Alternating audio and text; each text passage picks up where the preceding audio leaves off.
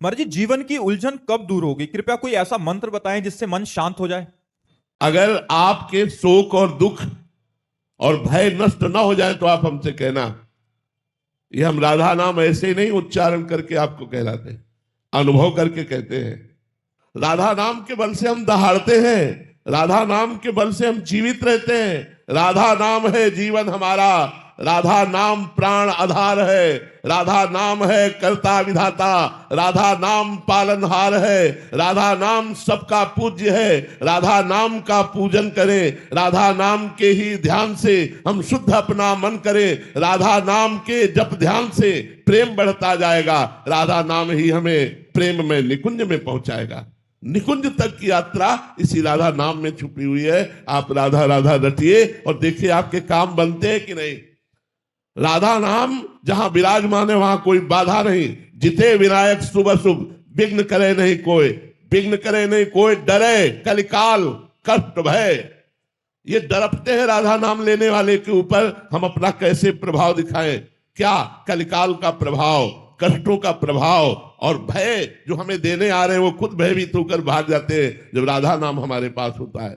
राधा नाम यदि है तो किसी का श्राप आपके ऊपर नहीं लगेगा। साप ताप रोग शोक दारुण दुख हारी, लाल इष्ट दुष्ट दलन कुंज भवनचारी।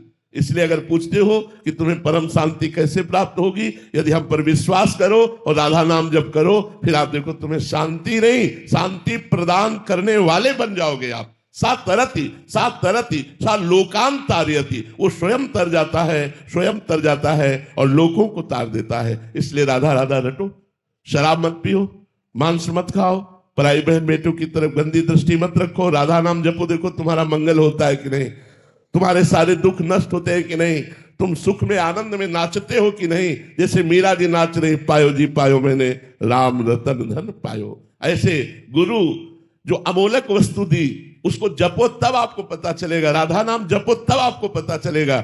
जैसे डॉक्टर दवा देता है, हम ये नहीं कहते हरी वाली गोली नहीं खाएंगे पीली वाली पाएंगे, वो जो भी देता है हम श्रद्धा से पाते हैं कि हमारा रोग नष्ट होगा।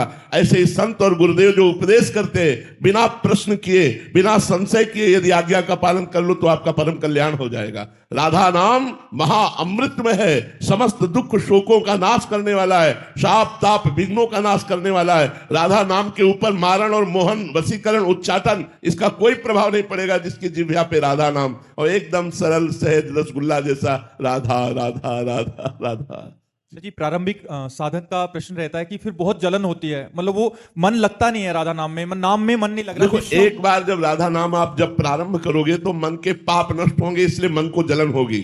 तो जैसे हमारे फोड़ा हो जाता है और हम डॉक्टर को पैसा देकर चीरा लगाते हैं और महीनों पड़े रहते हैं, लेकिन हमें सुख रहता है कि अब ठीक हो गया क्योंकि ऑपरेशन हो गया, हम महीनों उसका दुख झेलते हैं पर मुझे सुख रहता है कि अब वो फोड़ा निकल गया। तो जन्म मृत्यु विपत्ति संकट नाना प्रकार के रोग शोक ताप ये हमको घेरे हुए हैं, हमको बचा सकता है तो राधा नाम। तो हम राधा नाम जपते हुए थोड़ी जलन सहन करें, क्योंकि वो राधा नाम आपके मन के पापों का नाश करेगा, और जहां मन के पाप नष्ट हुए तो आपका मन नाच उठेगा, आनंदित हो जाएगा। विश्वास मानिए हमारी बात पर, आप राधा नाम जपिए, जो आपको कष्ट मिल रहा है उसको सह जाइए तो आपके पाप नष्ट हो जाएंगे, आगे आनंद मिलेगा, बहुत आनंद मिलेगा। ये हम अपने हृदय की बात कह रहा हूं, किसी पढ़ी लिखी बात नहीं कह रहा हूं। यदि आप राधा राधा जपोगे तो बड़े बड़े दुखों से, बड़े बड़े संघर्षों से, बड़ी बड़ी विपत्तियों से आप टूटोगे नहीं, हारोगे नहीं, आप नाचते हुए मुस्कुराते हुए विपत्तियों को रौंदते हुए आगे बढ़ जाओगे। इसलिए राधा राधा नाम जपो।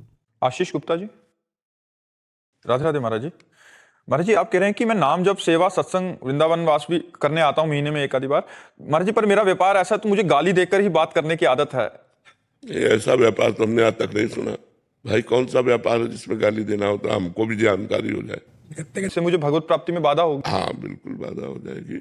आप कठोर वचन बोलते हैं, जबकि वाणी के लिए कहा गया है मृदु हितकर और सत्य। सत्य हो पर मृदु होनी चाहिए, सत्य हो उसका हित करने वाला होना चाहिए। ऐसा सत्य नहीं होना चाहिए कि उसका अहित हो जाए, ऐसा सत्य नहीं होना चाहिए कि कठोर बोल दो। सत्य मृदु और हितकर वाणी। वाणी एक अमोल है, जो कोई बोले जान, हे तराजू तौलिके तब मुख बाहर आने। बहन बेटी की गालियां देते रहते, जबान गंदी करते रहते, फायदा क्या हुआ। हम कठोर शासन कर सकते हैं, अगर हमको अपनी लेवल से काम कराना है तो गाली दे के थोड़ी काम कराना है। कठोर शब्दों से भी बोल सकते हैं, निकाल सकते हैं, लेकिन गाली क्यों दें? गाली देने का अभ्यास बहुत गलत है। प्रायः लोग गाली दे देते हैं, नहीं देना चाहिए, गाली को रोकना चाहिए। जबान गंदी क्यों करें हम? तो बहुत गंदी बात होती है और बहुत निकृष्ट बात होती है, और ये छोड़ देना चाहिए। कोशिश करो, आप और कठोर शब्दों का प्रयोग कर सकते हो, लेकिन गाली देने की जरूरत नहीं है। आपको लगे तो निकाल सकते हो उसको, लेकिन जरूरी नहीं कि आप गालियां देकर ही अपनी जबान को, अपने स्वभाव को बिगाड़े। ऐसा ना करो। हर क्रिया चाहत के लिए क्यों होती है, और ऐसा क्या है वह बिना चाहत का है? क्रिया जितनी चाहत के लिए होती है, देहाभिमान के कारण होती है। हम अपने को शरीर समझ रहे ना, शरीर समझने के कारण सारी क्रियाएं होती है। जो भी चाहत होती है उसके मूल में शरीराभिमान होता है। हम लोग परलोक की जो भी चाहत करते हैं वो शरीर को लेकर के होती है, और अचाह स्थिति आत्मा में होती है। जब आत्मज्ञान हो जाता है तब कोई चाह नहीं रहती, तब क्रियाएं भर होती है परोपकार के लिए, लेकिन कोई चाह नहीं रहती। स्वरूप का बोध होने पर चाह नहीं होगी, शरीर का बोध होने पर चाह होती रहेगी। जब तक शरीर का भान है तब तक चाह होती रहेगी। समझ पाइए?